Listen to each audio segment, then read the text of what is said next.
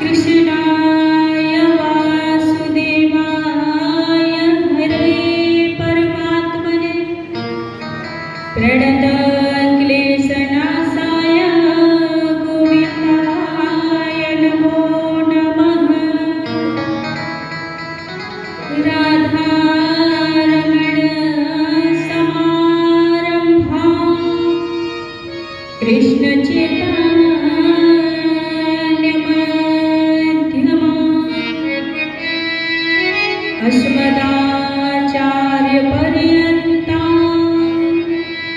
वन्दे गुरु परम्पराम्।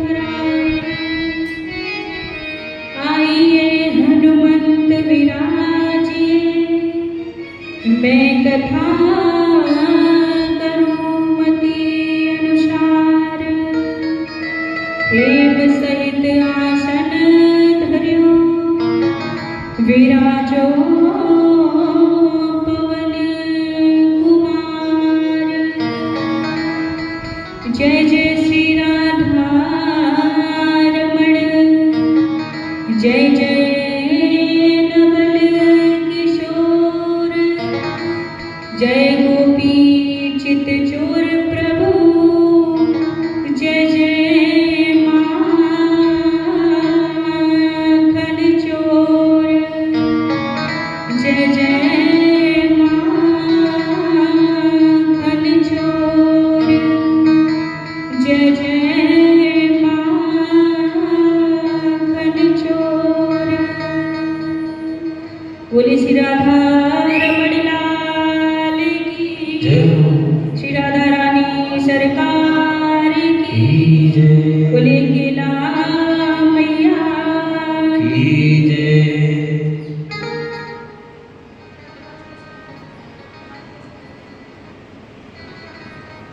आइए 2 मिनट हरि नाम संकीर्तन, उसके पश्चात कथा में सभी प्रवेश करेंगे। उत्सव रचो है हमारे आंगने, उत्सव रचो है हमारे आंगने। आ जाओ गोरी का लाल करजवा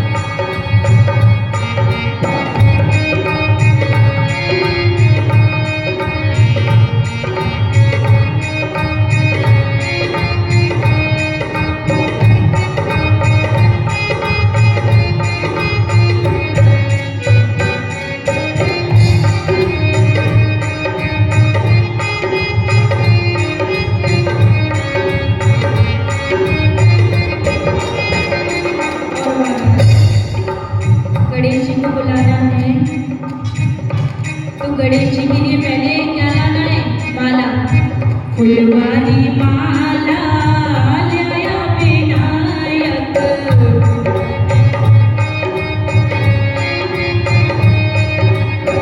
फुलवारी माला लाया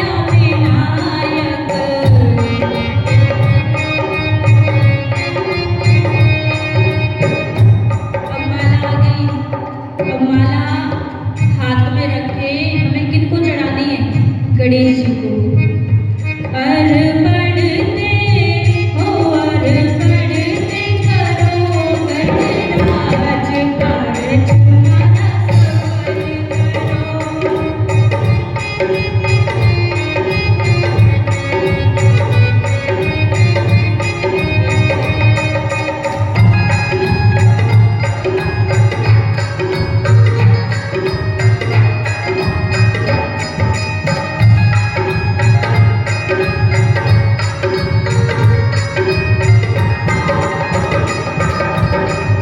और महाराज माला ले आए। माला के बाद क्या लगता है? भोग। फूल माला चढ़ाने के बाद में क्या लगता है? भोग। सोनेरी थाली में मोदक ल्याया,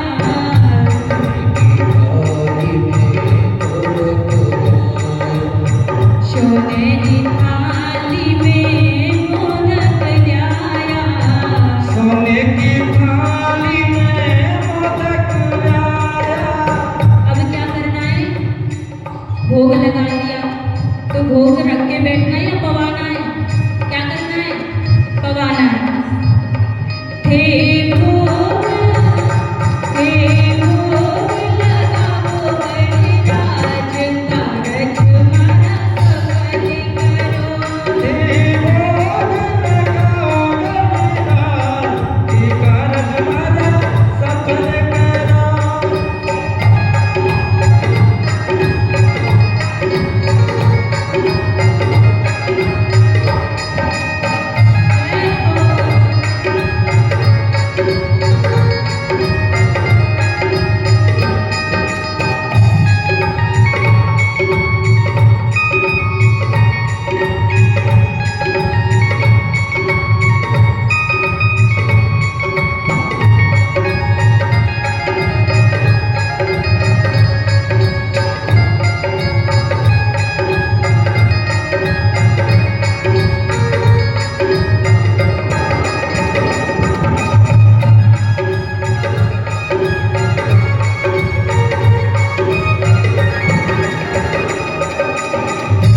और महाराज भक्त कहता है भगवान से कि भगवान अकेले मत आना। रिद्धि सिद्धि सकलाई जो, रिद्धि सिद्धि संग लाई दो। रिद्धि सिद्धि सकलाई जो। रिद्धि सिद्धि संग लाई दो। अन्य धन से भरो भंडार कारज हमारा सफल करो। ओ कनु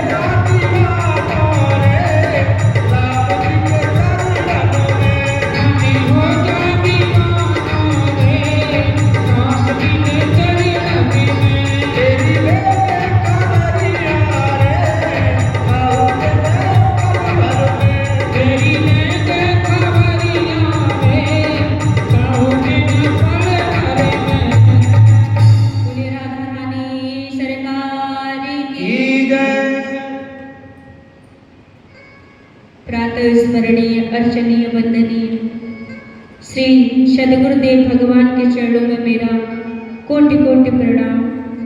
विश्वास के प्रतीक बाबा भोलेनाथ एवं जगत की अधिष्ठात्री राजराजेश्वरी केला मैया के चरणों में मेरा बारंबार प्रणाम।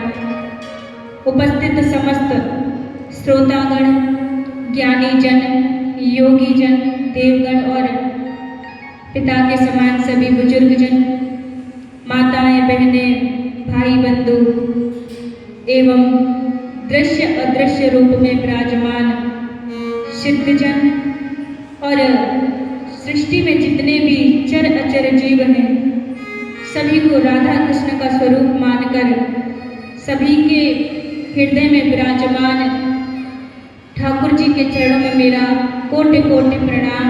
सीताराम भैया, सीताराम।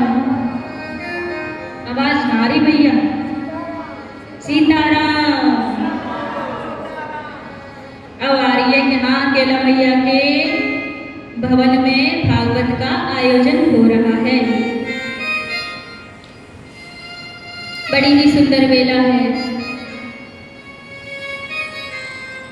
प्रभु जी के सानिध्य में दूसरी बार, द्वितीय बार भागवत करने का अवसर बड़े सौभाग्य से प्राप्त हुआ है। क्योंकि बड़े जब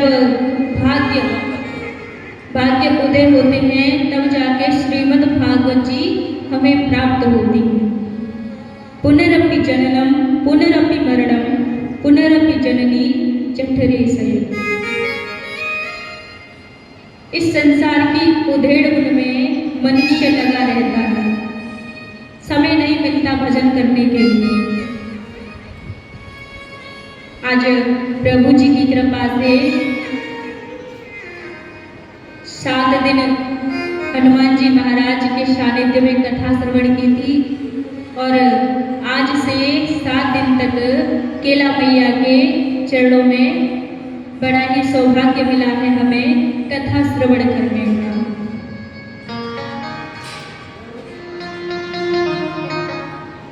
और महाराज, ये कथा कैसी है? जीवन में जितनी भी कठिनाई आती है उनको क्या करने वाली? निवारण करने वाली। जीवन की कठिनाइयों का निवारण करने वाली है ये श्रीमद् भागवत।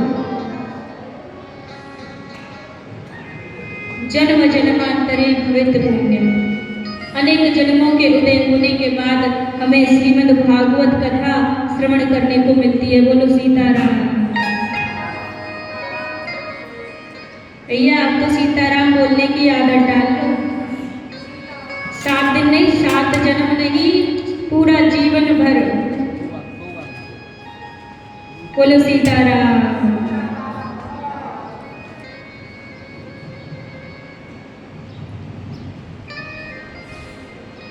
बड़ी सौभाग्य की बात है। ये कथा हर किसी को नहीं मिलती है, और मिलती है तो किन को मिलती है? जो भगवान का दिन रात भजन, दिन रात सेवा करते हैं, उनको कथा श्रवण करने का सौभाग्य प्राप्त होता है। और आप तो कैसी पुण्य आत्मा हैं, आपको प्रभु जी की कृपा से दूसरी बार कथा सुनने का अवसर मिला है। मिला है कि नहीं मिला है? तो अब तो भगवान विमान लेके आ जाएंगे। अगर विमान आ गया तो जाएंगे कि नहीं जाएंगे? ये बोलो, हमें ना जानो, हमें तो प्रभु जी के चरण में रहना है। जाना है अब? नहीं जाना? बोलो नहीं जाना। हमें कहीं नहीं जाना, हमें तो प्रभु जी के चरणों में रहना है। सर्वप्रथम व्यास जी ने और भगवान के 3 स्वरूपों का वर्णन किया। ये कथा कैसी है? पाप ताप को नष्ट करने वाली। कैसी है? आवाज कैसी आ रही है?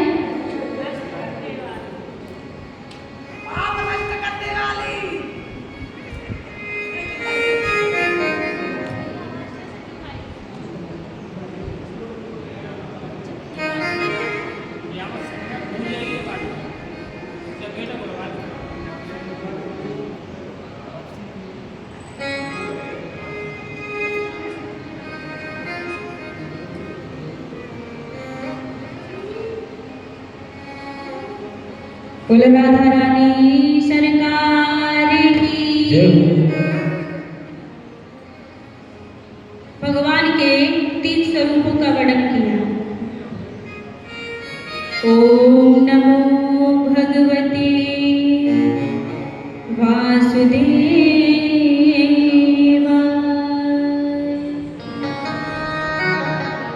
सच्चिदानंद रूपाय विश्वोत्पत्त्यादि हेतवे तापत्रय विनाशाय श्री कृष्णाय वयं नमः। पहले की कथा में बताया था भगवान के कितने स्वरूप होते हैं? 3, सत्य, चैतन्य और तीसरा कौन सा रूप होता है? आनंद। भगवान के कितने रूप होते हैं? 3, सत्य, चैतन्य और आनंद। सत्य कैसा है? जो कभी बदले नहीं। सत्य कभी बदलता नहीं। सत्य अपनी जगह अडिग रहता है। जहाँ सत्य है वहाँ भगवान है, जहाँ भगवान है वहाँ सत्य है। भगवान कैसे हैं? सत्य स्वरूप। कैसे भगवान? कैसे भैया? सत्य स्वरूप। कैसे है पिताजी? सत्य स्वरूप। और चैतन्य,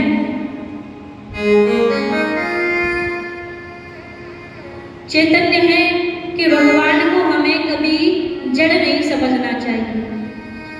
भगवान की निरंतर सेवा करनी चाहिए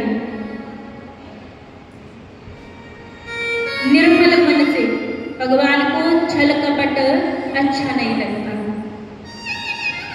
स्वच्छ मन से भगवान की सेवा करनी चाहिए।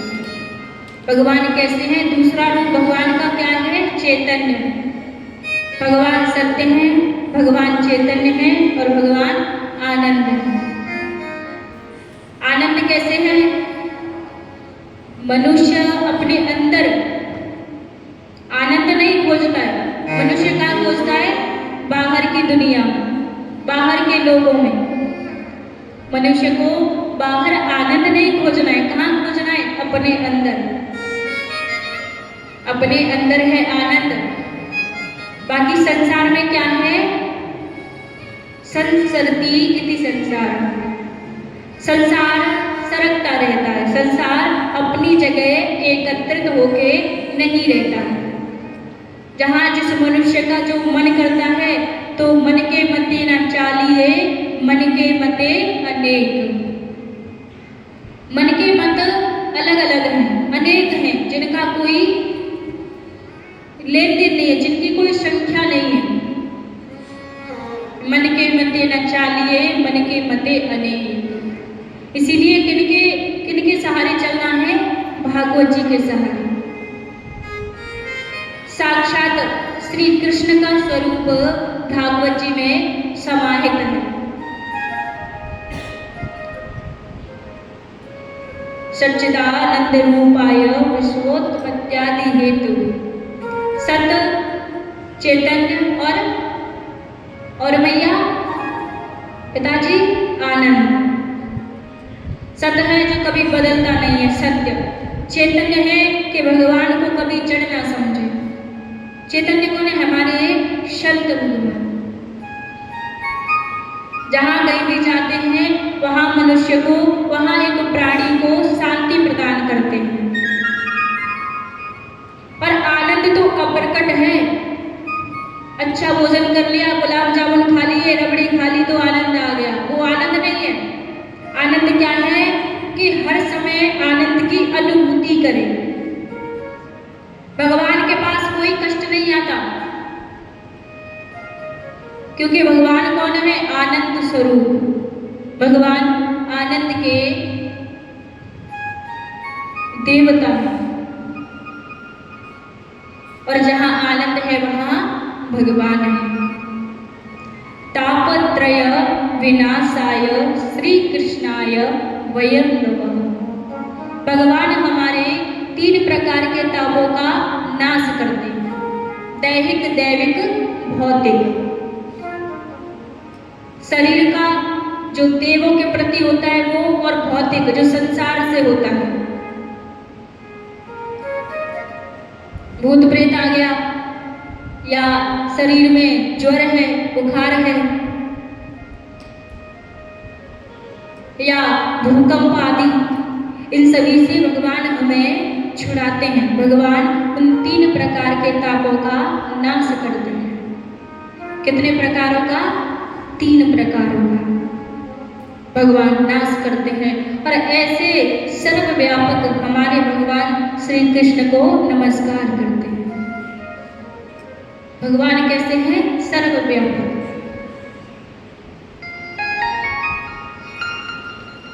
शास्त्र तो कहते हैं कि काम छोड़ो, क्रोध छोड़ो, लोभ छोड़ो, मोह छोड़ो, परंतु संसार का मनुष्य कैसा है जो पान सुपारी तंबाकू तक नहीं छोड़ सकते, तो वो काम क्रोध को कैसे छोड़ेंगे? हर किसी के पास दुख है, हर किसी के पास कष्ट है कि चिंता सापिन को नहीं खाया, को जग जाई ना व्यापी माया। चिंता सभी के पास है, परंतु हमें चिंता को छोड़ के चिंतन करना चाहिए। क्या करना चाहिए? चिंतन करना चाहिए कि चिंता सापिन को नहीं खाया, को जग जाही ना व्यापी माया। ऐसा कोई भी मनुष्य नहीं है जो माया ने न सताया, परंतु किसको नहीं सताया है? जो भगवान के अधीन है। बोलो सीताराम। जो भगवान के अधीन है उनको माया ने कभी नहीं सताया। भगवान का हाथ पकड़ लिया, भगवान के चरण पकड़ लिए, तो भगवान के भक्त को माया तो देखती भी नहीं है।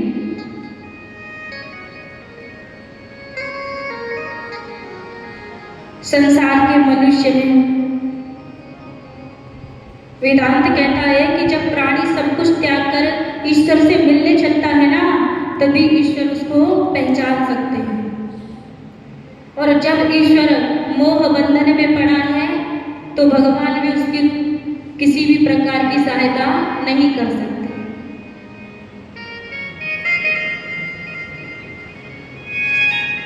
अब जो संत हैं वेद उपनिषद गीता का पाठ वो तो करते ही हैं। मनुष्य प्राणी कैसे पचा सकते हैं उपनिषदों का ज्ञान? क्योंकि ज्ञानी से ज्ञानी मिले और करे ज्ञान की बात, और मूर्ख दे मूर्ख मिले के घूसा के लात।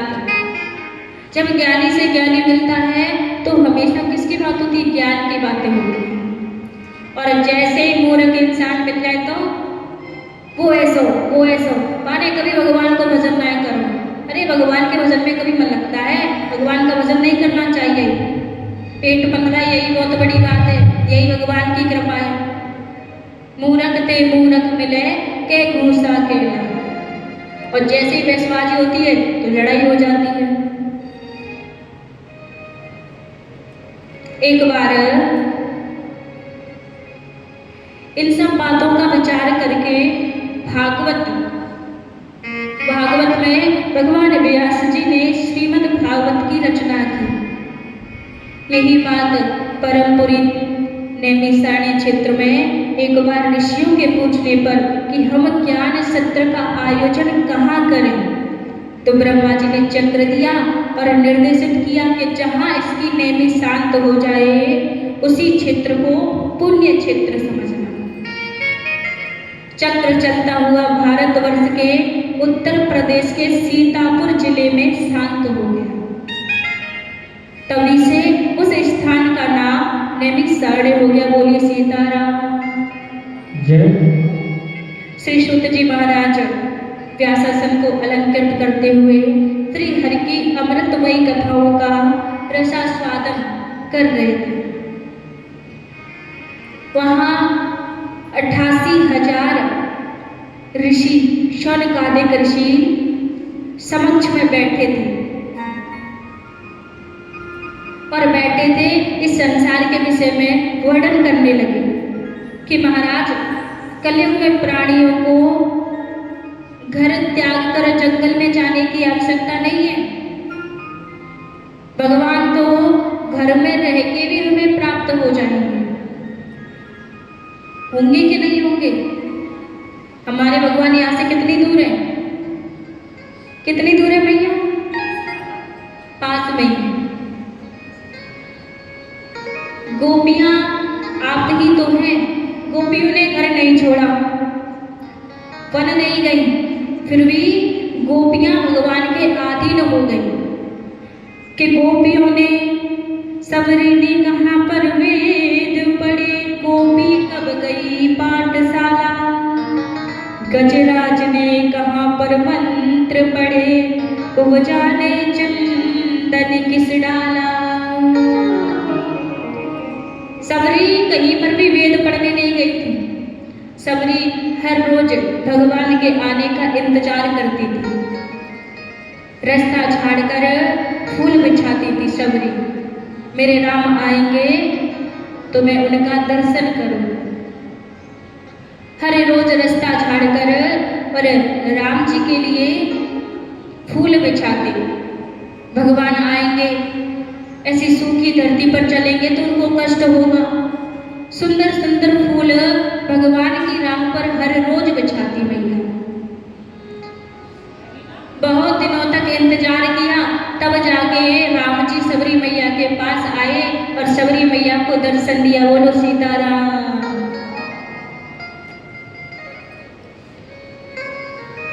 गोपी कभी भी पाठशाला नहीं गई थी, फिर भी भगवान को प्राप्त कर लिया।